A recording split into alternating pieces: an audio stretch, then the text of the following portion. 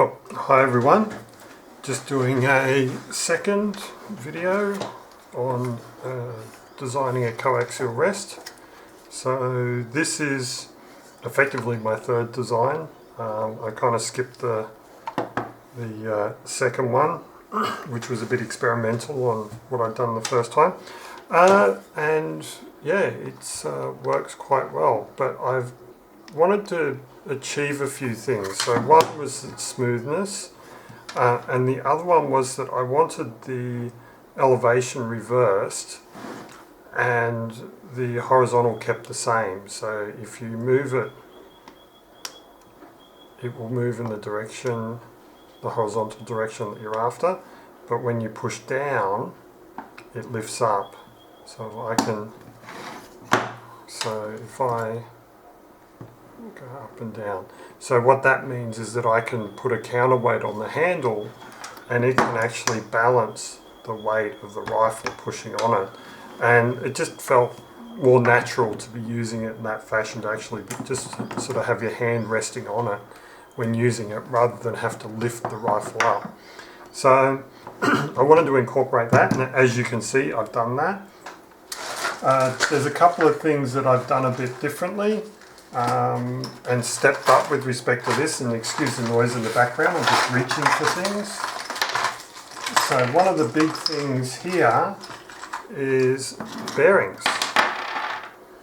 So with this, I wanted to try a few different sizes, including quite small ones. And I also, do I have them? No, I used some other bearings that just weren't suitable, but these ones were actually quite suitable in terms of how well they work, and very, very smooth, quite tight. So they weren't that expensive. What I'm going to do is disassemble this and talk about different aspects of it. So first thing we'll do is remove the handle, which is just a regular bolt and a couple of extension nuts. Okay, I think that's M6. So I'm going to need a LMP metric. Let's see, metric. So one of the things I wanted to do for smoothness, and because they're super cheap on the internet, was use a linear rail, and yeah, was able to do that in this design. So what I've done, this is just simulated, so normally for the top of the bag it would be quite big, but there's no point wasting your time and effort printing out a really long one when you're really just experimenting. So what we've got is probably the widest, longest linear rail I could get in terms of support. Probably in hindsight I might go for a smaller one that's actually dual and have them sitting on the end with a stopper in the middle, but at the moment the screws are fixed on the ends there, and yeah, the rails just runs between it. It is so smooth, it's crazy, which is a good thing. So what we'll do though is I'll remove this. Actually, I think I'll leave that in because I don't need to remove it. Now, in order to control the horizontal, what I've done is I've just got these two metal shafts, right, and they are effectively just for mucking around. They're welded in. I just chucked them up in the drill and just spun it, and they friction set in there. One of the mistakes I did make, and it's not really a big issue, is that for this part here I printed the holes it goes into a little bit too big, and so when you're moving it, that inner bit slides back and forth, and that causes the whole unit above to move. So that's how we do the horizontal. Well, actually, I believe I can remove the shaft without. Next one up.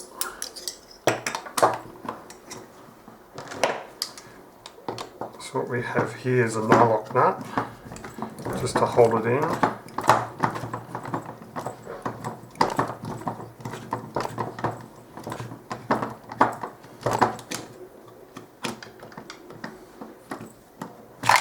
Oops.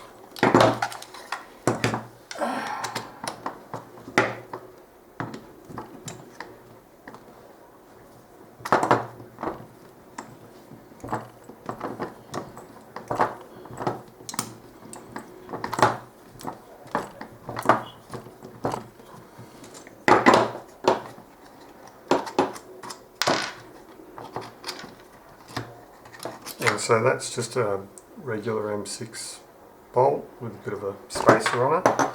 Now, one of the things it has is a spring to add a bit of tension to it, and the nylock nut. So the spring takes up a bit of slack.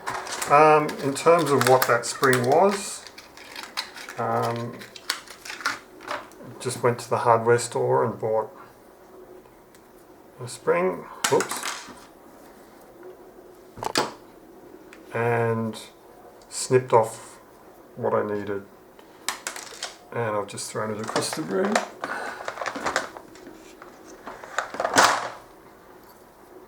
So yeah, snipped off what I needed, that works fine. So that was cheap, $1 or $2. So now with that out, you can see the bearings in there. And let's crack this open. So there's a few things coming out of this that I don't like and that I do again, and hopefully we'll cover that. Actually, these are very long screws, this is going to be annoying.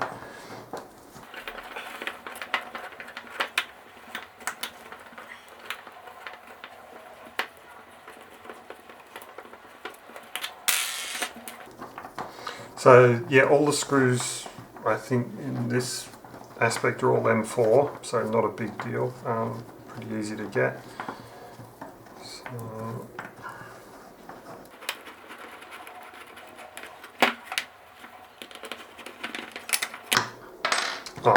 So these ones are actually M3s. They're just little. Don't know the length, so I'm not going to be able to get them out.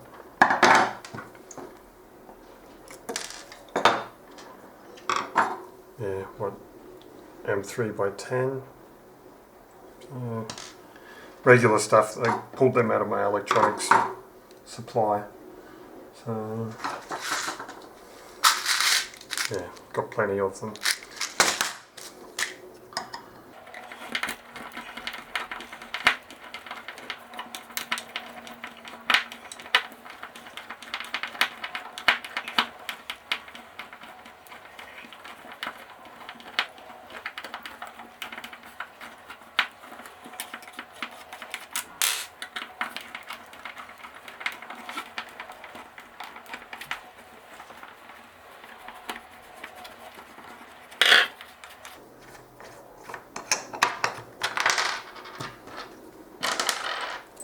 And there we are, they are, well, not M4 by 20.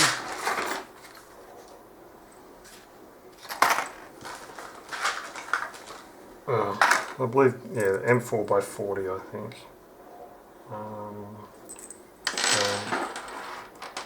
That's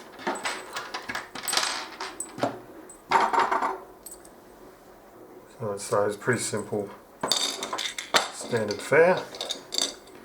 Okay, so the lid. Now the lid is inset. I probably wouldn't do that again. The lid, I'll talk about it later, but yeah, I would design it a bit differently. One of the things I definitely do is make it thicker, because when inserted, it has a tendency to bow out a bit, printed. So, and yeah, it's unnecessary. Now this side here, the main part is actual full thickness, and yeah, it's rock solid, but you know, it doesn't need to be because it's got all of the extra bracing. So I'd actually take a bit of thickness off here and move it onto the lid and remove the hollowing out that's present on the lid, or at least significantly reduce it. So getting back to this, the next part is this bit, the horizontal slider, and that's pretty simple, and that's just a friction fit for the bearing. So if I push that out, you can see an inset in there, and the spring helps hold that in, so you don't really have to worry about it coming out. One thing you do have to do though is allow it to move out as need be, because when you're sliding from side to side, what happens is, technically speaking, that needs to be able to move further away as it moves and to the sides, and as it moves in, it needs to be able to move closer, and that's effectively along this shaft. So as you angle it out, it needs to be able to move along that shaft, and as it is straight, it needs to actually come in further, and then out. It needs to be able to move out relative to the length of the shaft. So that was my way of sort of saying, hey, I've enabled that to be able to occur, and yeah, it worked. So, and it needs quite a bit of tension to push it in.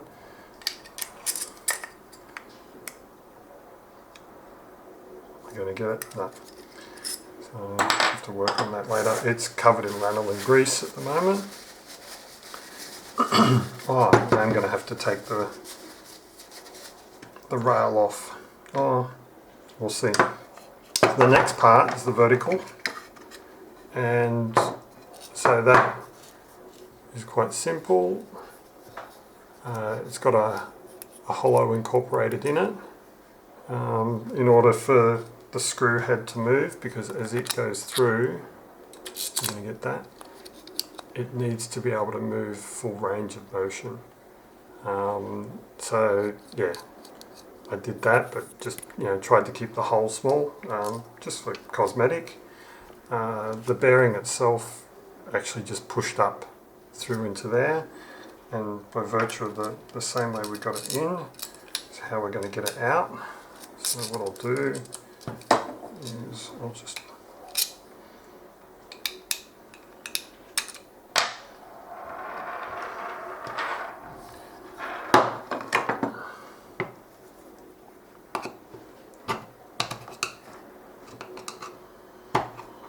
don't know if that's going to work. I'm going to have to screw the top off. Pop a screwdriver.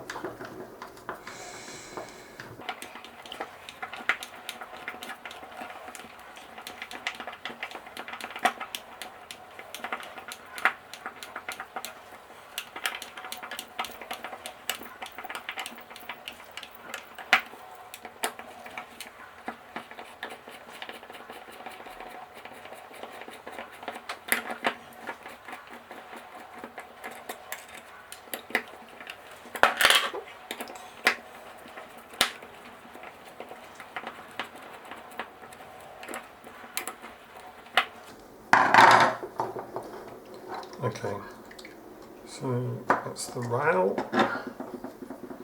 and yep, let's get something to push that out.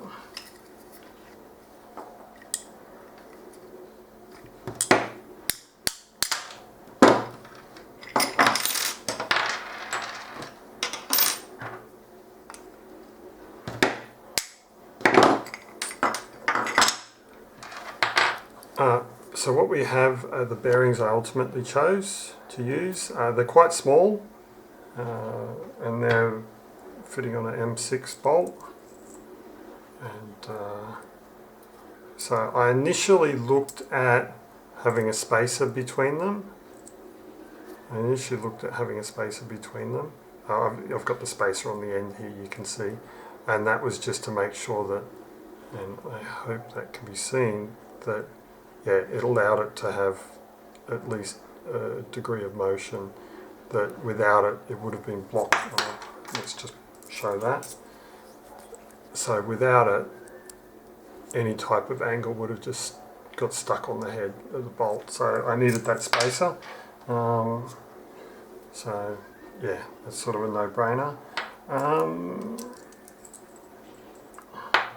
So yeah, they were just from AliExpress or whatever, pretty cheap and easy to do. Now we've got the main body here. Some things, well, generally speaking, yeah, it's pretty ordinary, nothing special about it. So getting into talking about what I would do differently with this. So with respect to the design, when put together, actually, I've got to show this. So this one here has got the shape required to actually set it in the lid. This I wouldn't do again, mainly because it has to be supported on this base, and I actually want the biggest surface area. I don't want to have to sort of split the support across these two bits, so it would actually, in a redesign, it would be flat along here. The way I would incorporate that is to actually bring this bit out further. So this wouldn't stop here, it would actually step up. Or it would step out a bit and come along.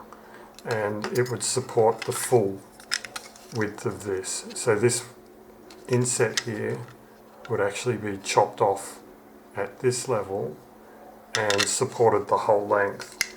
And that doesn't require any change to this because it actually sits wholly on top. So it would actually just stick out for the full length of this. It would have to be cut in to come around here. That wouldn't be too big of a problem. Now, the other thing I did when I did this, what I would probably do the next time is actually cut these off here so that it doesn't step. And one of the things that would enable is to actually have the lid step in here to support this a bit better. You can see potentially there's a bit of a gap here and here, right? So that is a bit loose, and there's some horizontal movement. What I tried to do was just see if I could get it to work smoothly without sanding it, and that's a no-go. So you actually have to sand these surfaces smooth, which means, yeah, you need to at least print them large enough, oversized enough that when you sand them down, they're going to work smoothly. Now, this bit here isn't sanded down, but you need at least one of them that's smooth.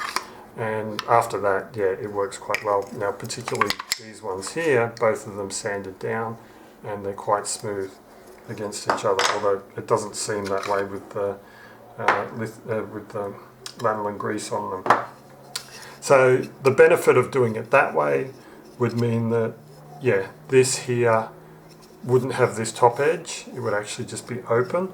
That would allow me, there's my vertical piece, that would allow me to have these holes better positioned. They're the holes for this. So it goes in here. Now they're oversized here at the moment, but yeah, they'd be made smaller, and when you're operating at the vertical position, they're meant to actually slide up and down. Ideally, I'd probably try and come up with some sort of, well, a better mechanism than this, but this worked. I was actually quite surprised at how effective it was. And I think with some tighter tolerances and whatnot on that shaft, it wouldn't pose a problem whatsoever, and potentially you might even be able to fit in a couple extra. So that's the thing. If we can take these ends off, then we can make this just that bit longer for its range of movement, and we can end up with 4 of these supports, or 4 of these verticals, and that should provide more than enough sort of control for the horizontal movement. I mean, it worked fine with 2, even though they were loose, because these are quite loose in there. These are M4 holes and these are M3 shafts, so they're quite loose in there. But together, yeah, it actually worked quite well, particularly when it was under tension with a bit of weight. So yeah, they're the changes I would make. I am going to put these design files up, but yeah, just to summarise on it, yeah, I would take these bits out. I would potentially bring this back so that it's all in line, but I do like the control that it gives. But at the same time too, making this stronger means that, or making this smaller, bringing this back, means that the lid can be a lot sturdier, and that's one of the goals, to make the lid quite a bit sturdier. So bringing in, or extending this bottom lip all the way out, potentially with this extended out as well, would be good. Yeah, reducing the size of this top lip, if not removing it entirely. I think there is a risk of it coming out vertically, but that's minimised by the fact that you've got this sitting on top, so it really doesn't have anywhere to go. Plus, of course, it has a bearing in it, and yeah, it's just constrained, but at the moment that works quite well. Anyway, I know I'm going to get asked to list all the components and sizes and probably where you can buy them from, but look, there's so many out there, and you know, some people like Banggood, some people like Amazon, some people like AliExpress, some people like eBay. Just get them from wherever, and of course you've got printer tolerances to deal with. You need to sand these and all that sort of stuff to make them work, so you're just going to have to adjust things. Of course, when it comes to the top, and okay, this is the sample, just to make sure it functions. You've got your own sandbag that you're going to have to adapt it to. So, you know, all of those things come into play. But I'm going to give you the FreeCAD files. So FreeCAD is free to download and use. The files, you can manipulate them as you want. And, you know, hopefully people will get something out of it. But I would say this design here, compared to the last design with the plastic bearings, this design is so smooth, right? Probably the linear rail helps. I would actually shoot off it. The only reason I wouldn't shoot off it at the moment is because I'm just not happy with this, and I don't have access to any M4 shafts. I've really just been lazy. I want this to be done differently. And I thought, well, if I'm going to go to the effort of shooting off this, I may as well, I shot off the last one and it worked perfectly fine.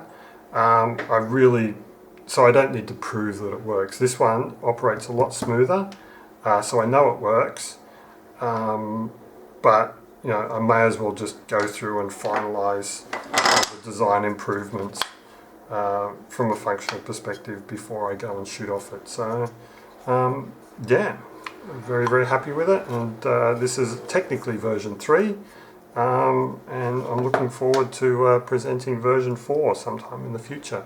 So I hope you all enjoy this, and yeah, have a good one.